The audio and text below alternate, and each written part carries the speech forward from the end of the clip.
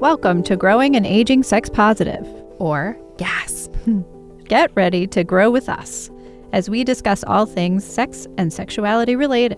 I'm Nina. And I'm Cari. And today we are talking about embodiment.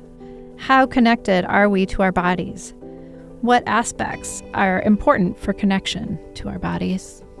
And folks, we want to hear from you. What's on your mind? What questions or thoughts do you have about sex and sexuality? We will share questions and replies in a future episode. Please write to us at gasppod@gmail.com. That's GASPPOD@gmail.com.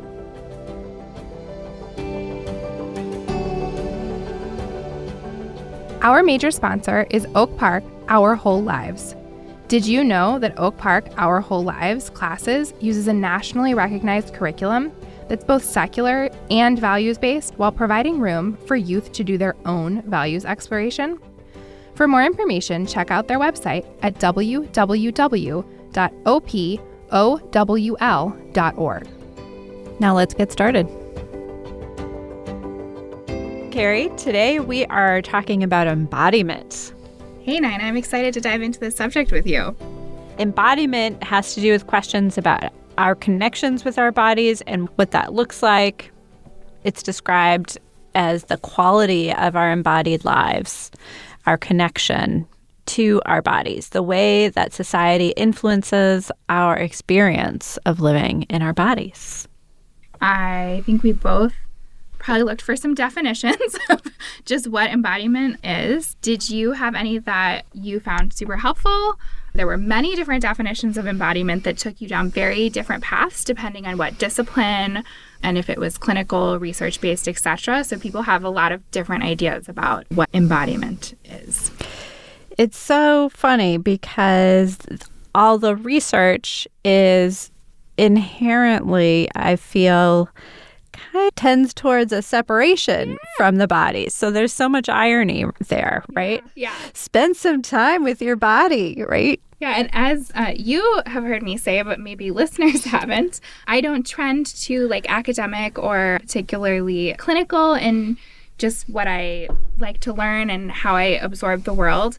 But I certainly respect that we want research and some definitions and commonalities so we can talk about these subjects. But I really gravitated towards the kind of wooey, meditative, somatic healing and definitions of embodiment. And yeah, I did go on YouTube and click on some meditation for embodiment of people doing meditation on the beach with soft music playing. And that works for me. Yes. So I know it's maybe not scientifically rigorous, but it's where I went. I do find, and I am more on the academic side, that's my background, and I do find it helpful to break things down into parts. It helps me to connect with a concept, to see how that concept can be thought about or dissected a little bit. Yeah. I find that really helpful. So hopefully we can do a bit of both in our episode today. There is a body of research by Neva Paran that refers to the developmental theory of embodiment. And this is something that I found really fascinating. This is a body of work that combines qualitative and quantitative assessments, specifically of girls and women. Yeah. We need to consider that gender-specific context. But I found this developmental theory really helpful in thinking about where I'm at in terms of my own embodiment and also what potential aspects of embodiment maybe I haven't experienced yet, but are out there as a possibility, which I might not have realized if it hadn't been for this body of work. So I really appreciate Neva Paran on this. And before we go further, I want to also give gratitude to my teachers. I recently did a class on embodiment called Embodied Sexual Attitudes Reassessment. Cool. And that is Rafaela Smith-Fiallo of healingexchange.com. That's healingxchg.com. and Deandria Blaylock-Solar of sankofasextherapy.com. And they are both sex therapists in St. Louis, which is where I did my class. Sounds awesome. Okay, so the development theory of embodiment, one aspect of this comes down to the experience of embodiment. And I found this particularly helpful in my thinking. So there are maybe 5 levels or stages. The first, most basic connection with your body might be the basic awareness, right? Experience of comfort or discomfort. Then the second level is agency, functionality, using your body, right? Or maybe refraining from using your body. Yeah. The third level is a relationship to desire. So expressing desire or repressing desire. The fourth level is self-care or neglect, taking care of our bodies or not taking care of our bodies.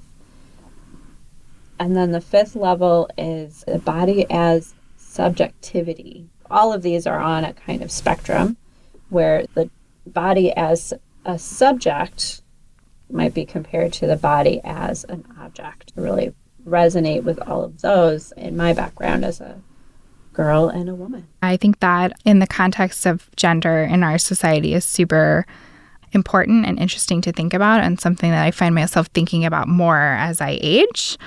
I think that idea of the feminine body being object is so deeply ingrained that it can be hard to even question that. Is that the way it should be? Is that the way I want it to be? Until I've really just in my probably mid-30s. That body as object can be so deeply internalized, and then it gets expressed in so many different kinds of ways that it's worth spending a little time talking about these. Now, of course, it's a little artificial to put these in any kind of numbering system, and I expect that at times people can go back and forth in each of these relationships with their bodies. So it's important to be aware that there's something a little artificial about any kind of table or level that we might describe. Yeah, and I think also honoring the variability of human experience, that there are many ways one might experience their body depending on their identity and social context. So body awareness, our connection to comfort or discomfort, it sounds pretty basic and, of course, pretty straightforward for babies, infants. If I'm uncomfortable, I cry, right?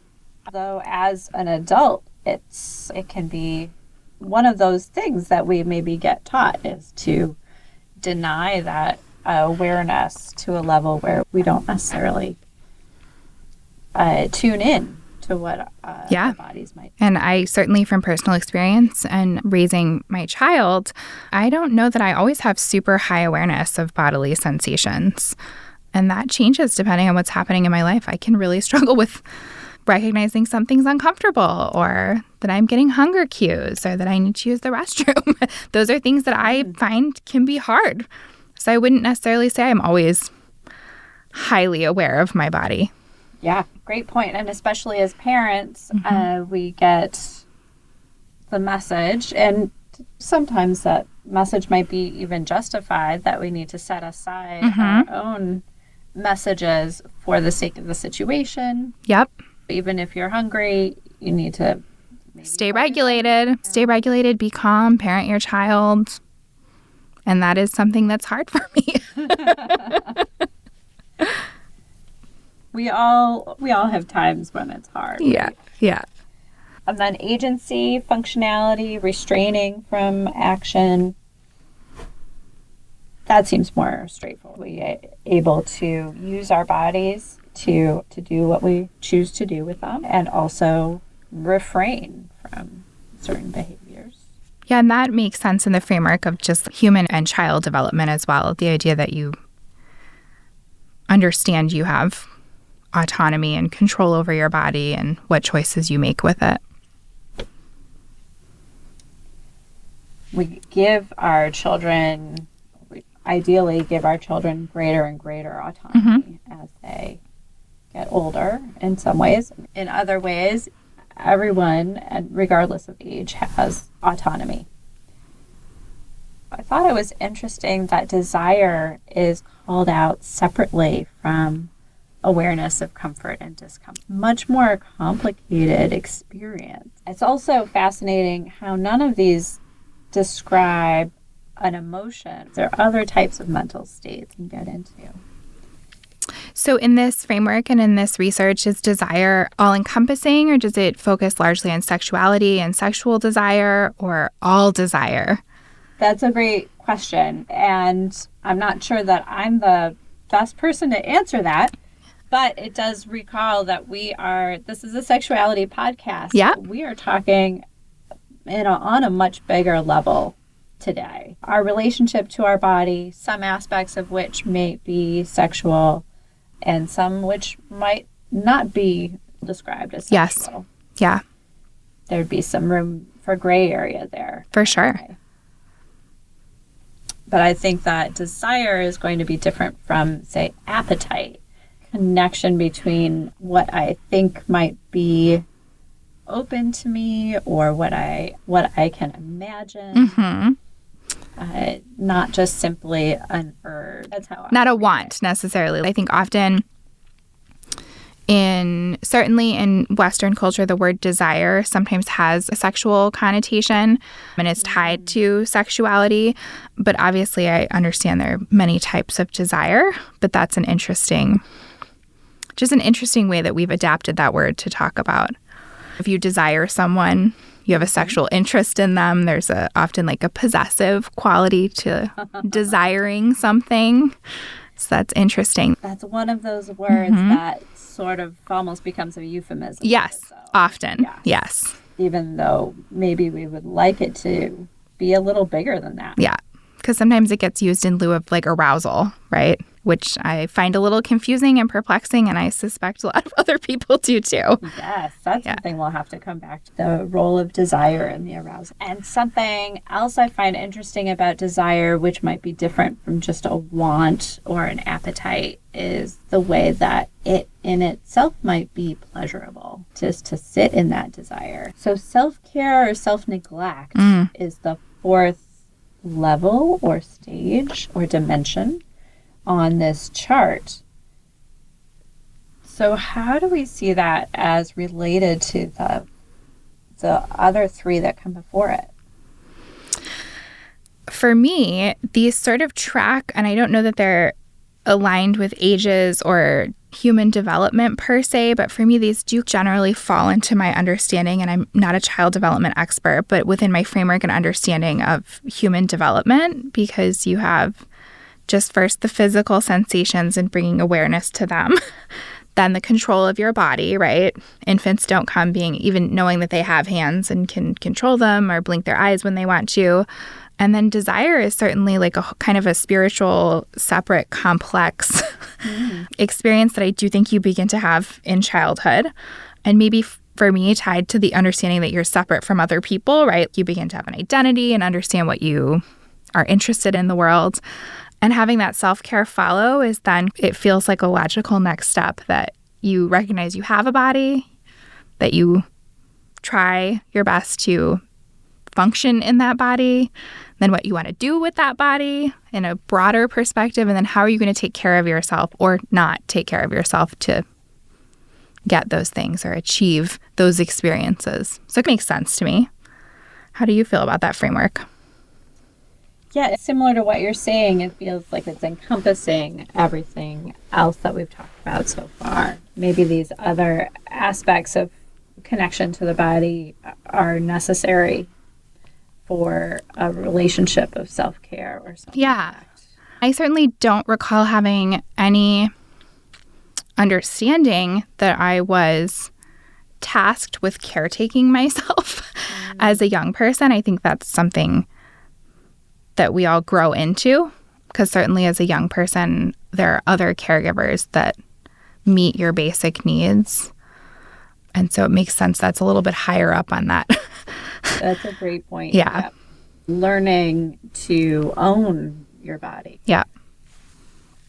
And that responsibility. I have to confess that the self-neglect and self-harm one is always a little bit complicated for me because I hold a belief that even when people are doing things that may present as, I'm a big fan of the harm reduction model, which means freeing yourself from judgment about why people engage in certain behaviors or neglect themselves and just trying to, so I always have like a feeling when I talk about self-neglect or self-harm. Because it sounds, you're concerned that it might come off as judgmental. Yeah, it can have an undertone of being a conscious choice that somebody might be making neglectful choices because they lack self-control or being human is far more complicated than that for me. I think people can engage in behaviors that maybe feel like self-care but have a harmful effect, and it's not always super clear why we're behaving in certain ways, right? I think I go to, again, parenting. Yes. And especially of young children and this sort of valorization of sacrifice. Yes. Which can absolutely include sacrifice of your own body's needs. And I move through the world as a cis white woman, able-bodied cis white woman, and my experience of the world is filtered through that identity, and I feel that message of, I don't even want to say self-harm, but just pushing yourself to the absolute max of your capacity is very glorified and is something that sort of woven into many aspects of my life. Yeah, great point. I really like your point, though, about coming as a sort of maturity point or a developmental point of recognizing your body as your responsibility and your gift. And then the subject-object dimension, I find most troubling or most difficult as a sort of fifth stage because it connects to the others in so many different ways. And as we were saying before, it's a complex concept because we can internalize our own objectification. Yeah. Absolutely. And coming, especially as women, coming to see the body as subjective is, for me, it's a lifelong process. Yeah, I don't know that I'm ever going to reach an end goal in that process.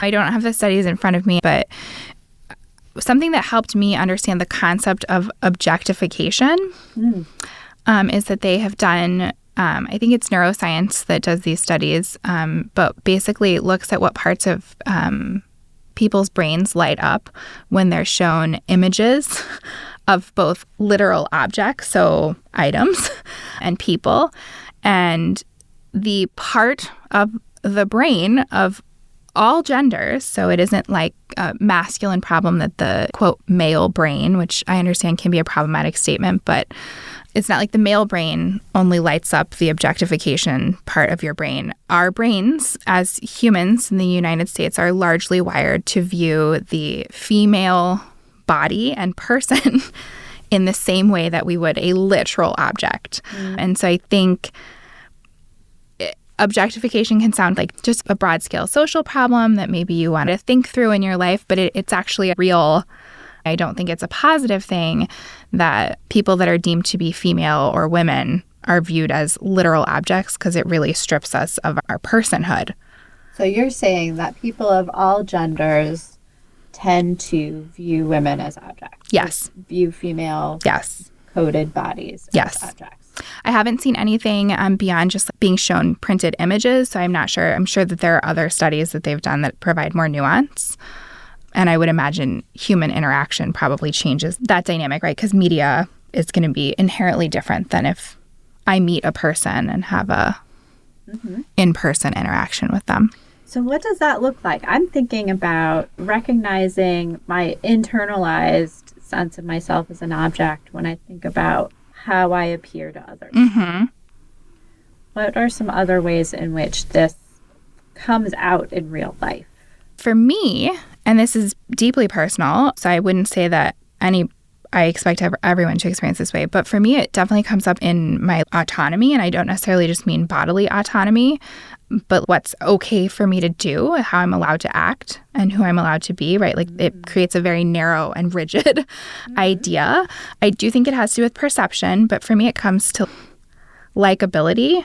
And to me, the objectification is like the antithesis of being authentic, right? As I'm filtering everything through what am I supposed to do to be viewed as good? How am I being perceived by Yes. others? Yes. Yeah. That's going to connect to all kinds of experiences. Yeah. Not necessarily just in my body, but also can be in my behavior or all of the choices in my life. So then what does connecting with our body as subjects look like by contrast to that? I'm interested to hear what comes up for you. What's funny, when I first read your notes for prepping for this podcast, a lot of mine definitely come back to eating. So I don't largely have a intense tiebacks to sexuality, but just in my own life, I think about eating. And one of the great pleasures of life. One of the greatest pleasures of life. And I like what you said about appetite versus desire, because there's certainly culinary experiences that I desire, but don't necessarily have a, quote, hunger for, right? Food is a spiritual experience for me, Nina. Sure. I like to share it with people. I like to talk about it. I like to prep it, all the nuances of food. But when I talk about myself as a subjective being, what comes up for me are a lot of the negative images about the female body and how I'm supposed to keep it very small and not consume too much food, not be too greedy. And that ties back to each one of those is like awareness of what my body cues are for hunger. How I'm going to meet those needs by using my body in a functional way. You hear a lot of language in the world about what the moral judgment of the food you're consuming is.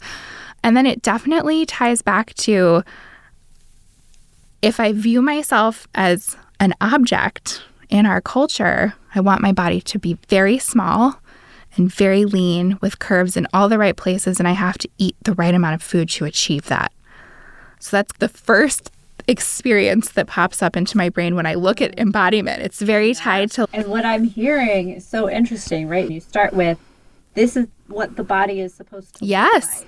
And then you go work back from that image to what do I need to do in order to have a body that comes close as possible to that. And what has been a very interesting journey for me, really not starting until probably my early mid-30s. And for me, it's definitely tied to my health and fitness, but how I move my body, the amount of rest I get, and what foods I consume. I have a very clear picture of what my body is supposed to look like by societal standards. But when I sit with myself, those standards aren't actually what I find to be beautiful, nor what I want for myself. So that dissonance has been very confusing. I love that way. Just as an example of the contrast between subject and object in our bodies, are we working out to look a certain way or to feel a certain way? Yeah. The first time I sat in a workout and said, what feels good to me to work out? Do I like this exercise? It was just mind-blowing.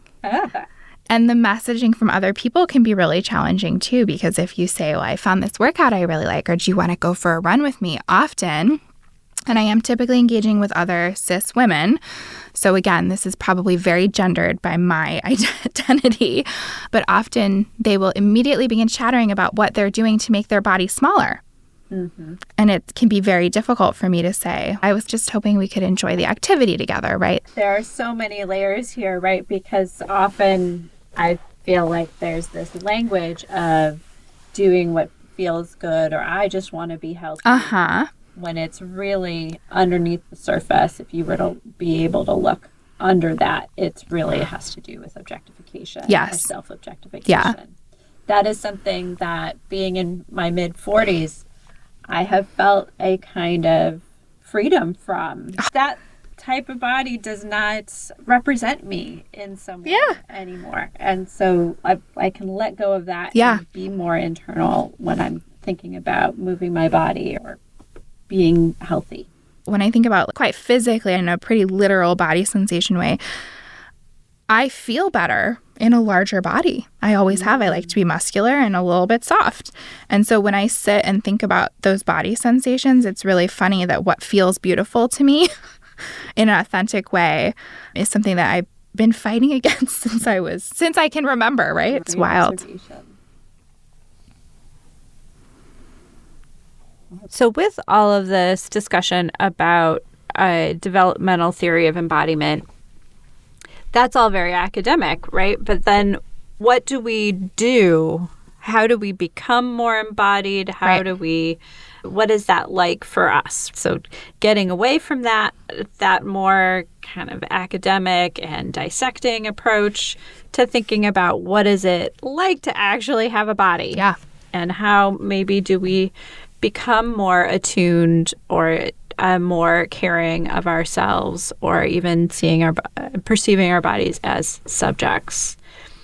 So that was a really interesting part of this class that I took, was that we were doing both. And there was a deliberate part where we just spent time reflecting on what our bodies were telling us. So maybe I can invite our listeners to do that with us right now. Be comfortable, whether you're standing, sitting, walking. Just pause for a moment and look inside. What messages are you receiving from your body right now? Where do you feel comfort or discomfort? And we can just take a moment to do a whole body scan. Just check in with your body. Are there any areas of your body that are making you aware of them? And what are they saying to you?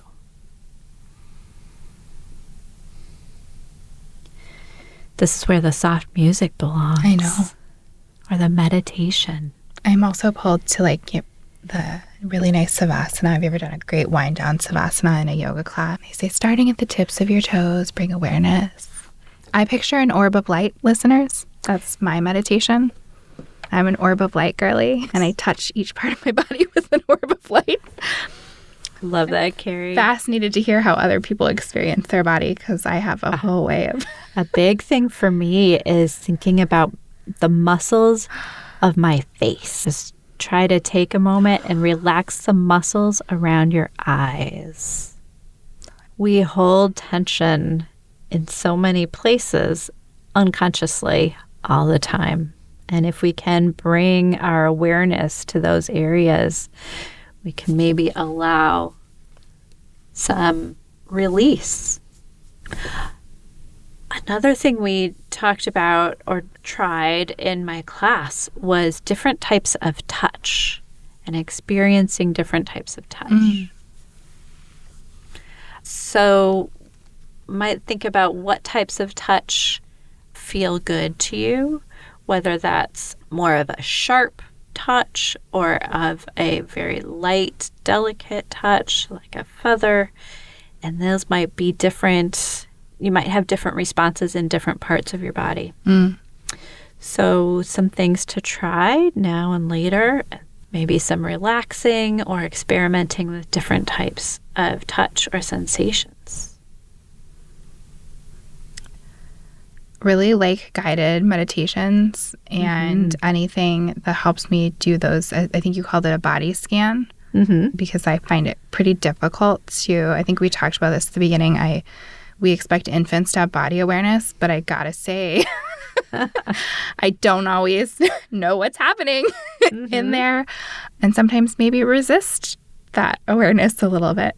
When you talk about relaxing my face, I think I'm so busy, Nina, I can't relax my eye muscles. We're busy. I have things to do. They need to be tense. There's no time. It's appropriate. Yeah. And the other thing that comes up for me, so we've talked a lot about our experiences of our bodies, which I know we're talking about embodiment, which the living in your body, but I'm a conscious human. So the way I experience my body is in thoughts and feelings. So for me, it's a real challenge to sever the sort of emotion, spiritual, intellectual, that the cognitive piece from my body, they feel very holistically tied together for me. And so what comes up for me when you're talking about body scans is the next jump for me is how that feels in terms of like emotional processing. And what I find super is that there's a lot of current discussion and ideas that are outside of talk therapy or in accompanying talk therapy about what does it really mean to feel an emotion. So none of our embodiment words talked about experiences of an emotion, right? It's all other types of desire is not an emotion, right? But so in mindfulness or bringing awareness to your body, one of the most helpful ways to feel an emotion and either process it, let it dissipate, or maybe uncover the next one in ways that can help you with discomfort is to bring awareness to where in your body the feeling is. For example, if I say to you, I'm super angry, you did thing and it made me so mad. That does very little for me to address my sensation and the sort of unpleasantness of being angry, right? It doesn't help me with negative thoughts that I'm having. It doesn't help me if I'm feeling like racing heartbeats or tightness in my throat, right? Talking about being angry doesn't particularly do much to help you with it. Just right? the word. Just the words. Just thinking about it. That's a very headspace kind of. What does that really mean? Description. Similar to your body scan activity, you can do an emotional body scan. Yeah. So find a spot. You can put on music if it helps you. Also, if you're a person who really lives in your head, sometimes I write this down because if I am particularly activated, like I'm angry or super sad, sometimes I can't be in my body. It's too much. So I might do like freeform writing. But if you can bring awareness to your body and do a body scan and see, is there an area of tension or tightness? And just move your mind to that space. So for me, anger is often felt in my throat. So I might say, I feel angry. I feel tightness in my throat. And just gently hold space for that feeling in my body, in my throat. And often what you'll find happens is as you bring awareness to it for literally just a moment or two, it'll either expand, dissipate, or shift to the next place. Anger is often covering sadness, a need that I'm not meeting, right? So sometimes anger is, I didn't feel like that person heard me, right? I think that's what comes up in my throat a lot. So then it's an actionable item that I might take into my life to figure out what it means about my values and what it might mean about my behavior or my relationships. So for me, I share this because I think embodiment, it's so important to be in our bodies. But I need that married to my spiritual being and the other ways that I move through the world that feels good to me to view myself as an authentic whole. I love that. The body as situated in a place. So we had been talking about kind of the mind and the body, and now you're talking about the body in the world. Amazing. And I'm in it. Sometimes it's complicated. So I love your description of noticing where our anger or other feelings might be showing up, and that could show up anywhere in your body, I think, and maybe addressing that, letting it tell you more about what that emotion is trying to communicate. I guess to close this topic out, we've talked a lot about a wide set of seemingly non-sexual topics. Should we maybe cue our listeners in? Like, why embodiment? What does this mean to us as sexual beings? Great. So, Cari, you've really brought up this, what I think of as a tension or a dilemma in thinking about embodiment and sexuality. I'm good at that. I like to go there. Thank you. And on the one hand, all have bodies. Yeah. And I do believe that this is an aspect of sexuality. Having the body, understanding our bodies, being connected to our bodies. And on the other hand, what we were saying earlier, I want to also say there's our relationship to our bodies, and then there's using those bodies in a sexual way. And not all relationship of our bodies is sexual. It can be many other things too. For sure. I think what you've done is revealed or challenged or asked what are the limits of what do we mean when we talk about sexuality in the broadest sense. We already had an episode where we defined sex, but that was very behavior focused. Yeah, for sure. And I think that maybe sexuality could be a lot broader than that. So sounds like a topic we need to come back to. It does. And a little birdie tells me that you have some frameworks and circles of sexuality and some different ways that we could approach these topics and maybe bring a little bit of clarity to some of the tensions. Absolutely. Yes, I don't know that we can answer them, but we could expand on them. Raise more questions. Yes. Love the more. question. There's always more. Part of the beauty of life. It was great being with you today, Cari. You too. Thanks, everyone. Thanks for spending time with us today. Don't forget, we would like to hear from you. What did you think of today's episode? What questions or thoughts do you have about sex and sexuality? We will share some questions and replies in a future episode. Please write to us at gasppod@gmail.com. That's GASPPOD@gmail.com. And thanks also to our sponsor, Oak Park Our Whole Lives. Oak Park OWL delivers comprehensive, inclusive sexuality education to youth and families in the greater west side of the Chicagoland area. For more information, check out their website at www.opowl.org. Take care of yourself and others. Talk to you soon.